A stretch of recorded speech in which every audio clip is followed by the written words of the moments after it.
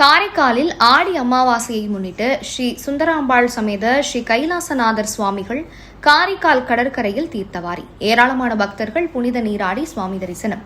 Puducherry union பிரதேசம் காரைக்காலில் ஆண்டுதோறும் தை மற்றும் ஆடி அமாவாசையை முன்னிட்டு ஸ்ரீ நித்திய கல்யாண பெருமாள் மற்றும் ஸ்ரீ சுந்தராம்பாள் சமேத ஸ்ரீ கைலாசநாதர் சுவாமிகளும் காரைக்கால் கடற்கரையில் தீர்த்தவாரிக்காக எழுந்தருளுவது வழக்கம்.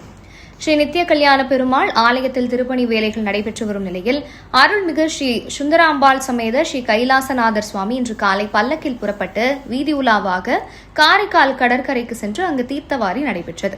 சமுத்திர தீர்த்தவாரி முன்னிட்டு கடற்கரையில் அஸ்திர தேவருக்கு பால், மஞ்சள், தயிர், திரவிய பொடி, சந்தனம், பன்னீர் உள்ளிட்ட பல்வேறு திரவியங்களால் அபிஷேகமும் தொடர்ந்து தீர்த்தவாரியும் மகா தீபாராதனையும் நடைபெற்றது.